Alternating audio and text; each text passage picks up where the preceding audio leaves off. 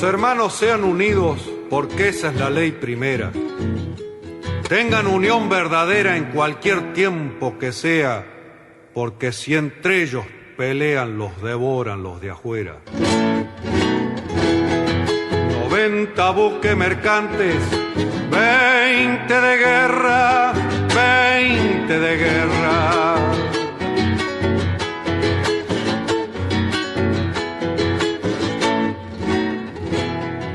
Vienen pechando arriba las aguas nuestras, las aguas nuestras.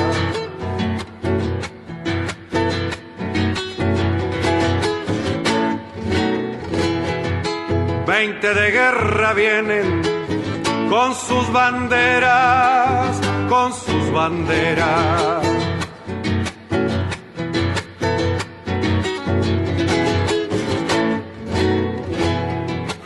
Pucha con los ingleses, quien los pudiera, quien los pudiera, que lo tiro a los gringos, unigran 7, navegar tantos mares, venirse al cohete, que digo venirse al cohete. Buenas tardes, queridos oyentes.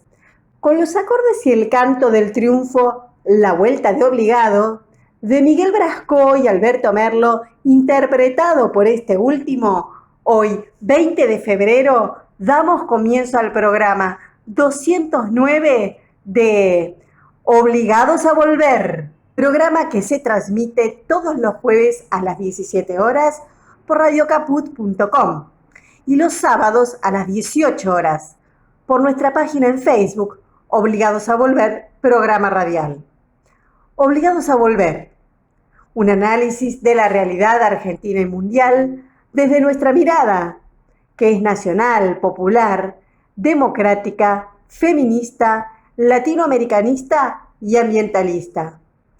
Obligados a volver, porque como dijo el general San Martín, cuando la patria está en peligro, todo está permitido, excepto no defenderla. Obligados a volver, porque un día de octubre de 2016, un grupo de veteranos activistas del movimiento nacional sintieron la necesidad de sumarse a la resistencia contra el régimen neoliberal macrista y decidieron volver a la militancia activa fundando este programa. Comité de dirección: Norberto Raful, Edgardo Margiota, María Graciela Zavala y quien les habla, Marina Martínez. En la operación técnica, Nicolás Rearte.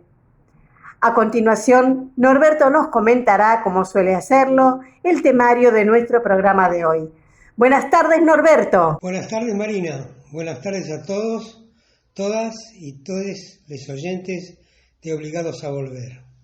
Programa número 209, el sábado 20 de febrero, por lo tanto, transmitido desde nuestra página en Facebook. Y siguiendo con la modalidad de pregrabación, de manera tal de poder hacerlo cada uno de los integrantes desde su respectiva casa. El programa de hoy está dedicado a cerrar el ciclo abierto la semana pasada sobre el carnaval y lo hemos denominado Enterrando al Carnaval, porque hoy precisamente se cumple la fecha del entierro. Como siempre, el programa nuestro está organizado en 2 bloques. El primero lo vamos a dedicar a los temas de siempre, arrancando con la columna de política internacional de Hernán Pereira y siguiendo la columna de relaciones laborales de Alberto Andrade, que hoy se va a referir al tema teletrabajo. Se cierra así el primer bloque, un poco cortito, pero justamente para habilitar el otro bloque un poco mayor, que es referido al carnaval, que arranca con la columna de Daniel Calderón, que habitualmente comenta libros, y esta vez se va a referir al significado del carnaval. Y le sigue el carnaval en el cine, de Rubén Cusati, y culminando entonces, con la primera parte, con Lázaro Ortiz sobre el carnaval jujeño, que ya iniciara la semana pasada. Luego viene la columna detrás de un tango de Nora Bologna, que se va a referir, como es lógico, al tema el carnaval y el tango. Para cerrar con el carnaval porteño de la mano de Graciela Zavala y Oscar Oliveira, con lo cual cerramos este programa del día de hoy. Pues bien, le damos la palabra entonces a Hernán Pereira. Buenas tardes, compañeros, soy Hernán Pereira, colaborador de Obligados a Volver, y me toca el tema de política internacional. Este es el informe de política internacional.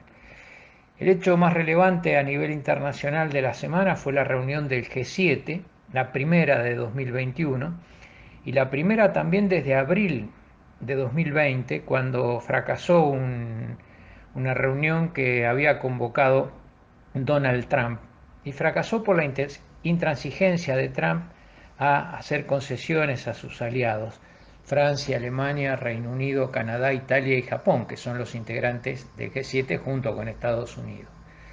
El cambio en la presidencia de Trump por Biden llevó a que Estados Unidos retorne al seno de la Organización Mundial de la Salud y al Acuerdo Internacional sobre el Clima, y todo esto distendió el clima, el ambiente, y se pudo realizar esta reunión del G7, que tuvo como agenda central el tema de las vacunas del COVID-19, la producción y la distribución a nivel mundial. Estados Unidos se comprometió a otorgar préstamos por $4.000 millones para el fondo COVAX, que administra la Organización Mundial de la Salud y Naciones Unidas, para entregar vacunas y capacidad de financiamiento para comprarlas a países del tercer mundo. El tema central de la reunión pasó por una propuesta de Francia que pide que entre el 3 y el 5% de las vacunas que tienen los países desarrollados sean donadas en forma fehaciente, con imágenes por televisión, a países de África. Y todas estas iniciativas tuvieron como trasfondo un informe elaborado por la propia Organización de Naciones Unidas y la Organización Mundial de la Salud, que dice que el 75% de las vacunas producidas en el mundo han sido acaparadas por 10 países, entre ellos los 7 del G7 y Rusia, China y algún otro país europeo. Esta situación de tremenda desigualdad lleva a que haya que poner el eje en el tema de la distribución y producción de las vacunas. Rusia casi ha tirado la toalla en el tema de la producción, ha anunciado que no tiene capacidad para producir el total de los compromisos que asumió y el total de los interesados que hay en el mundo por su vacuna. Está tratando de hacer acuerdos de producción, ya lo tiene con la India, con Corea del Sur y con Brasil, pero parece que esto no alcanza y va a extenderlo a otros países, entre los cuales eventualmente podría estar Argentina, que ha sido muy perjudicada porque Rusia no ha cumplido con ninguno de los compromisos que asumió al comienzo para entregar entre 15 y 20 millones de dosis a la Argentina. No se sabe cuándo va a reanudar los envíos, en principio era a partir del 15 de febrero, pero todavía eso no se ha producido, y el vocero del Kremlin dijo esta semana que ellos no están en condiciones de cumplir con los compromisos asumidos. De modo que habrá que rever esto y ver en qué forma se hace. En Argentina también había comprado 20 millones de dosis a AstraZeneca, Oxford, pero también se retrasaron los envíos y recién la semana pasada llegaron un poco más de 300.000 vacunas de esa procedencia, y es probable que en marzo empiece a reanudar el tráfico normal de vacunas hacia la Argentina. En el G7 se discutió un tema muy importante, que es el acuerdo atómico con Irán. Estados Unidos quiere reanudar las negociaciones.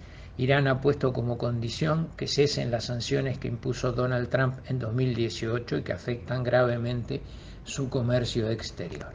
El presidente Joe Biden ha propuesto una serie de cambios en la política exterior y los está llevando adelante de su país, de Estados Unidos.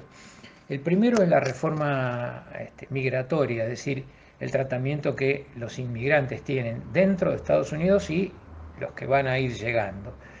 Se van a abrir visas, sobre todo para los países limítrofes, esto es México y el Caribe básicamente, de 50.000 a 80.000 por año, y se van a legalizar dentro de las fronteras de Estados Unidos alrededor de 11 millones de personas que vienen trabajando ya en ese país. Se les va a otorgar a los que tengan entre 3 y 10 años de antigüedad de residencia y lo puedan probar y que tengan trabajo, le van a dar la famosa tarjeta verde, que es el paso previo para después poder acceder a la ciudadanía, sobre todo los que tienen hijos nacidos en territorio de Estados Unidos.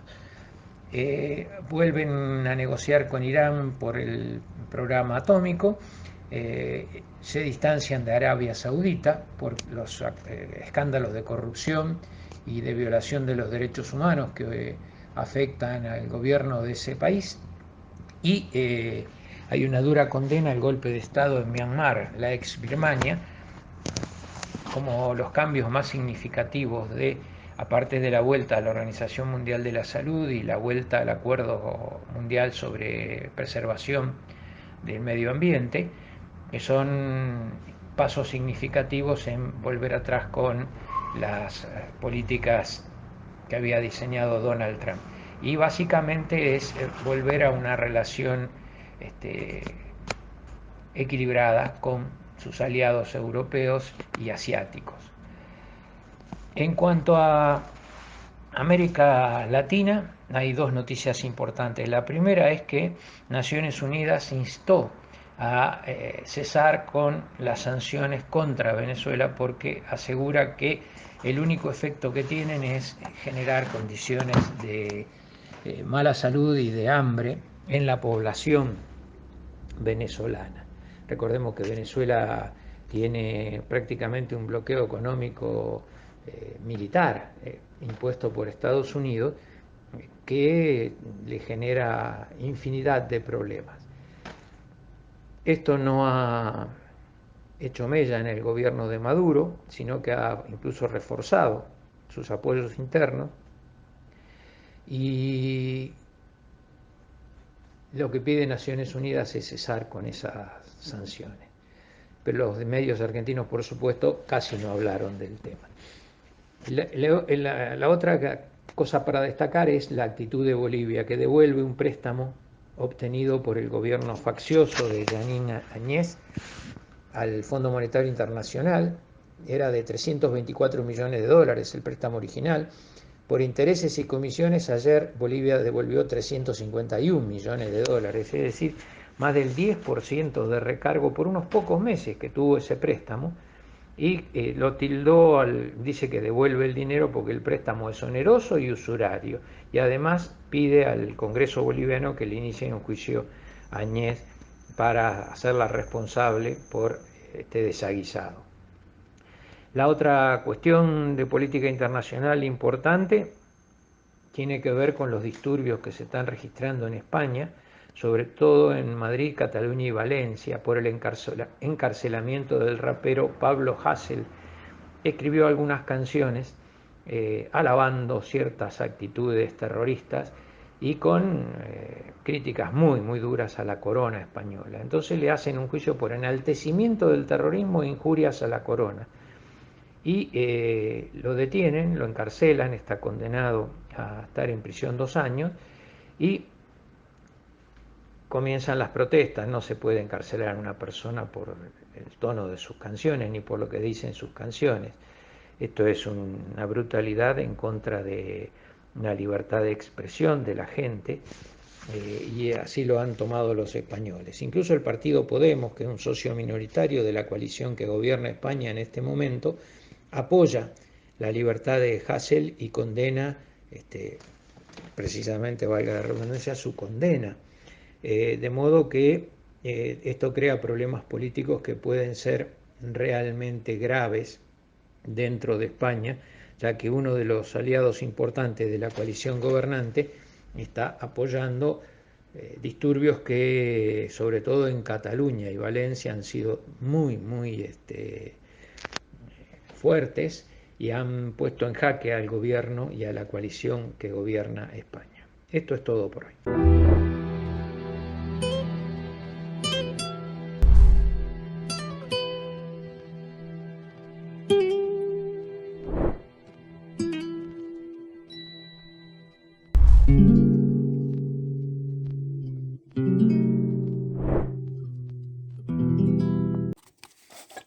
Sí, buenas tardes, estimados oyentes de este lindo programa que es Obligados a Volver.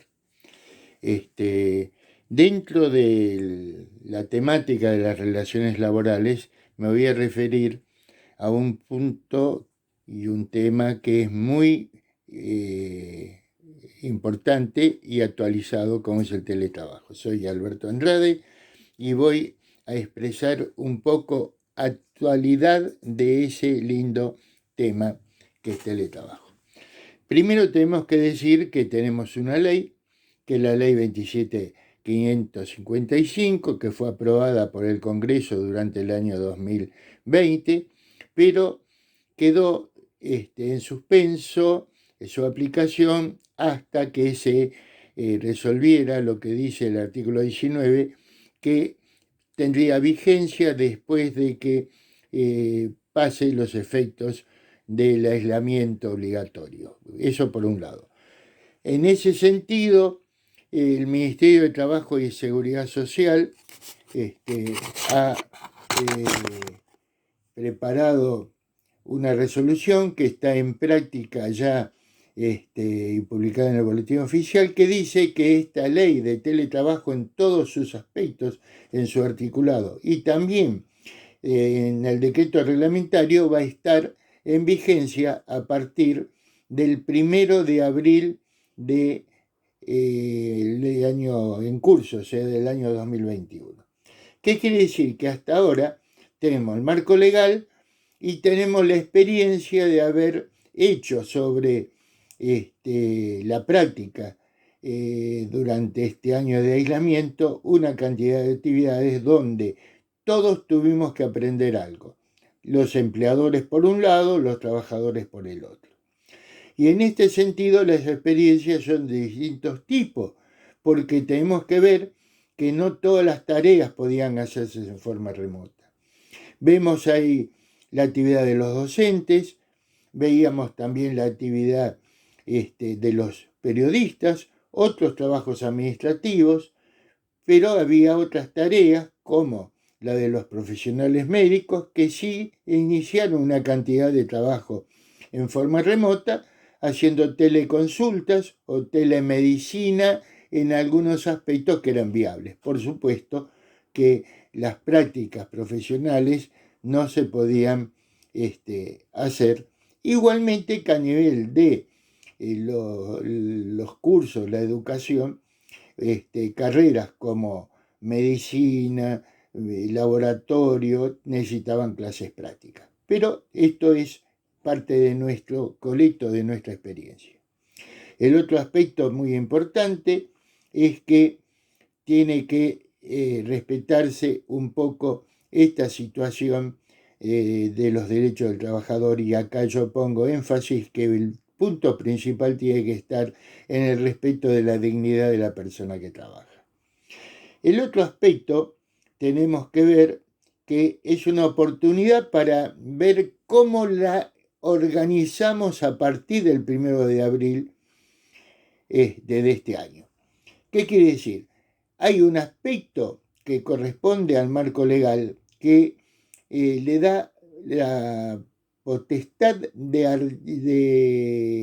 establecer una norma a nivel de los convenios colectivos de trabajo, y ahí es tarea de los representantes de los trabajadores con los empleadores, donde tiene que estar dentro de los convenios alguna parte que reglamente o complemente este tipo de trabajo, de teletrabajo, dentro de ese tipo de actividad, cualquiera que sea el gremio que corresponde. Por supuesto que va a haber otros gremios que van a tener mayor importancia en este tipo de tareas.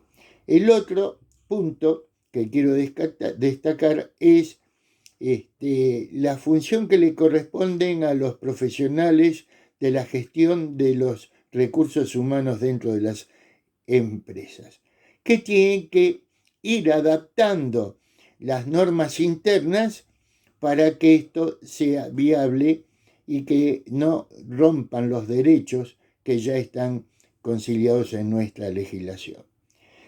El otro aspecto también que tenemos que ver es una linda oportunidad para armar algún tipo de programas para el futuro. O sea, este tipo de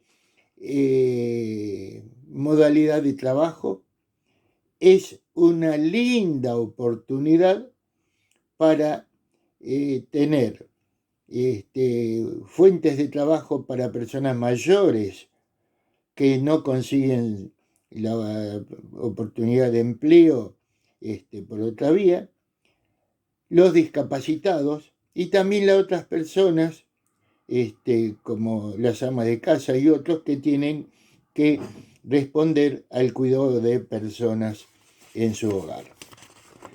El aspecto que importa ahora es repasar un poquito para que todos tengamos claro cuáles son estos principios del teletrabajo. El primer principio es el de igualdad. ¿Qué quiere decir? Que la persona que trabaja en forma remota en su hogar, utilizando las tecnologías de información, las TIC, tienen los mismos derechos y obligaciones que el trabajador que está dentro del establecimiento del empleador. Igualmente tiene que tener la misma remuneración y no puede haber distinto criterio, que además es un principio de la Organización Internacional del Trabajo. El otro aspecto es la voluntariedad. En este momento, dada la legislación, antes de aplicarse y aprobarse esta ley, el empleador podía tener la potestad de obligar al trabajador a tener algún tipo de tarea remota. En este momento, no. La ley obliga a que una actividad de teletrabajo tiene que tener la aprobación del trabajador, el consentimiento tiene que estar por escrito. Este es el principio de la voluntad, la voluntariedad, como se dice. Otro aspecto es reversible, que quiere decir que si en cualquier momento el trabajador puede volver a tener las tareas dentro del establecimiento del empleador. Después, otro principio que es muy importante es el derecho a la desconexión. ¿Por qué? Porque tiene que establecerse bien claramente y por escrito los horarios, la forma que tiene que realizar y obligadamente hacer la tarea que se le encomienda, pero respetando la vida familiar. Este es el derecho a la desconexión. ¿Qué quiere decir? Después de ese horario hay una desconexión en forma virtual, por lo tanto no puede seguir estando. El otro es las tareas de cuidado en el hogar y por último también tiene que respetarse la compensación de todos los gastos y suministrar los elementos de trabajo. Bueno, esto es en síntesis cómo nos encontramos en este momento con este tipo de oportunidad que se nos da obligatoriamente a partir del 1 de abril con el teletrabajo. Bueno, continuaremos en otro momento haciendo el análisis. Gracias. ¿Viste que ahora el agua cotiza en Wall Street? Sí. ¿Y vos decís que se van a venir a llevar el agua nuestra acá? No creo, che.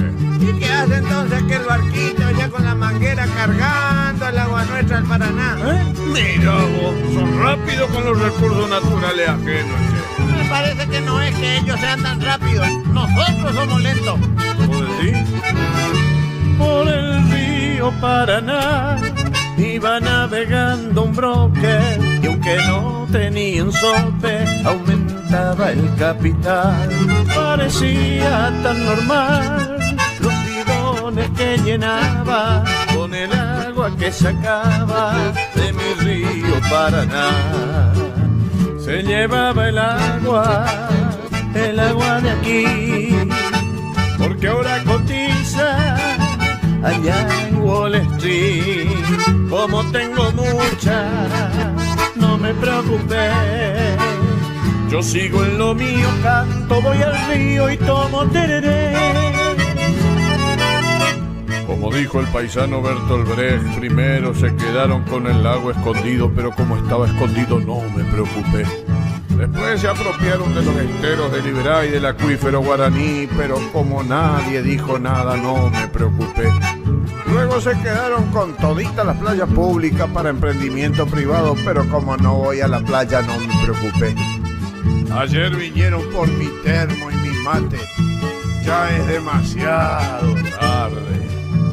Nos dejaron secos los añamembí, se llevaron mi agua para Wall Street. Sin agua potable yo no sé qué haré, qué triste destino, tomaré más vino y no me bañaré. Hace como yo, que me baño una vez al año, haga o no haga falta. Estaría haciendo falta, me parece. Capaz.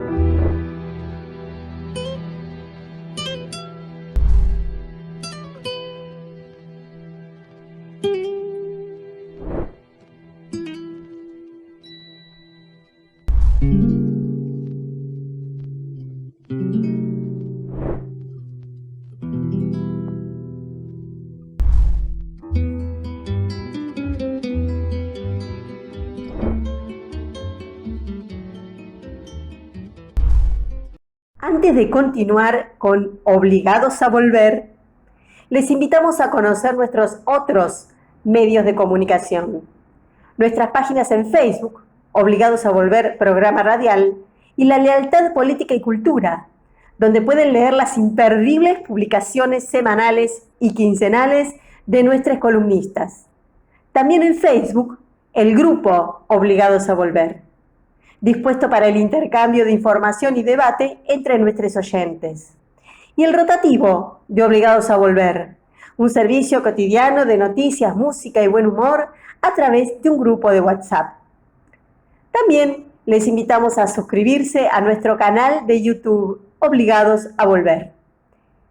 Obligados a Volver se solidariza con Milagro Sala, injustamente detenida desde enero de 2016, y con todos los demás detenidos y perseguidos por el régimen macrista y sus cómplices del sistema judicial, por la pronta liberación de los presos políticos.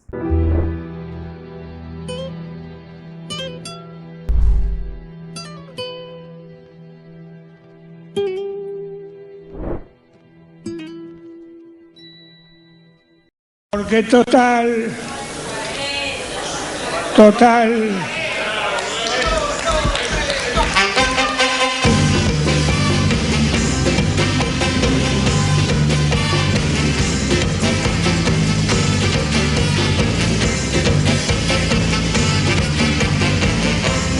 4 días locos que vamos a vivir, por 4 días locos que vamos a vivir, por 4 días locos te tienes que divertir, por 4 días locos te tienes que divertir. es esta vida una mezcolanza de diversiones y de pesar. No pierdan nunca las esperanzas, que aprendan todos este canto. Por 4 días locos que vamos a vivir, por 4 días locos que vamos a vivir, por 4 días locos te tienes que divertir, por 4 días locos te tienes que divertir. Y en la ruleta usted patina o si camina, no llore de mano por el estudiante, olvide y cante como amor. Por 4 días locos que vamos a vivir, por 4 días locos que vamos a vivir,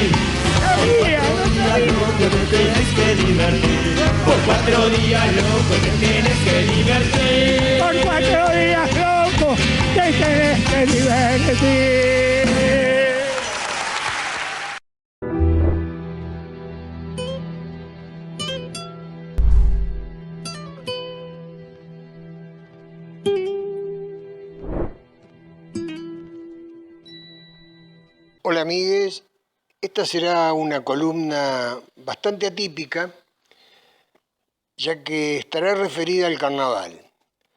Cuando Norberto me pidió que hablara sobre literatura referida al carnaval, francamente no encontré nada como para poderla desarrollar en 7 minutos. Hay algunas cosas muy buenas, pero demandaría varios volúmenes para comentarlas. Así que decidí, más que nada, hablar sobre el carnaval. ¿Qué es el carnaval? ¿Qué significa el carnaval? ¿Qué ha significado a través de la historia de la humanidad? Porque el carnaval es una fiesta que algunos remontan a los sumerios y a los egipcios hace 5.000 años. Otros a Grecia, más cercanos, pero lejanos también. Lo cierto es que el carnaval, como lo conocemos en Occidente, tiene un origen, si bien pagano, es una fiesta que la religión católica fue incorporando, como otras fiestas, como otras festividades. El carnaval era una fiesta al final de los Saturnales, donde se festejaba durante 7 días con grandes orgías, grandes comilonas, y eso fue como despedida del invierno y bienvenida de la primavera en el hemisferio norte. Posteriormente, esas fiestas comenzaron a tener, o no comenzaron, sino más bien pusieron en evidencia su espíritu profundamente libertario que tenía el carnaval. El carnaval es allá donde todos se igualan, todos se equiparan y todos tienen derecho a soltar sus fantasías sexuales, sociales, todas, sin excepción. Así que el carnaval fue tomando un tinte muy honesto, diría yo, hasta llegar al paso de los tiempos a llegar a ser patético. Yo recuerdo los carnavales de mi niñez, los corsos del pueblo, y realmente eran lugares patéticos, pero que no dejaban de tener una identidad tan propia, tan singular, donde había personajes que todos conocíamos del pueblo, pero que no se atrevían a salir si no era en carnaval. Y eso tenía una atracción y tenía un misterio también, porque el carnaval tiene misterio, las máscaras son misterios. El carnaval, la iglesia, cuando vio que se les iba de control, decidieron no permitirlo más públicamente, sino remitirlo a fiestas privadas.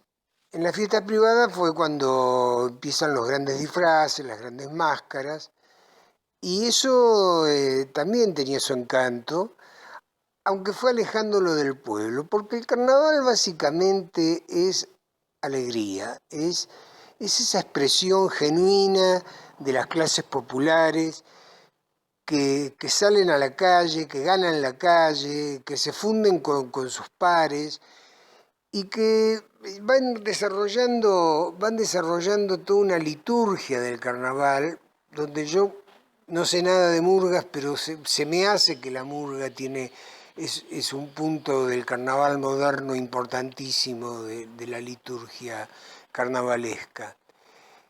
Y la alegría, por eso siempre es sistemáticamente prohibido. La prueba está que la dictadura militar, la última dictadura militar, cívico-militar, prohibió las festividades del carnaval, prohibió los feriados del carnaval.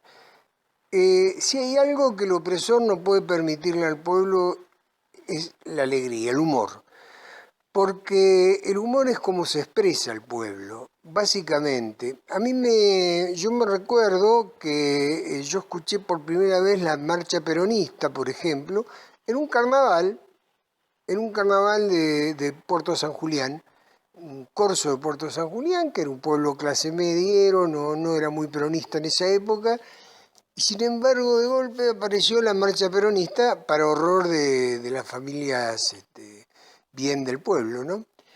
A mí me trae lindos recuerdos el carnaval y me parece que son, como expresión popular, me emociona, me divierte y me alegra. Fundamentalmente me alegra. Más que me divierte, me alegra, porque me cambia el espíritu, me dan ganas de más, me da ganas de mantener esa calle así, con el pueblo en ella y caminando y creando.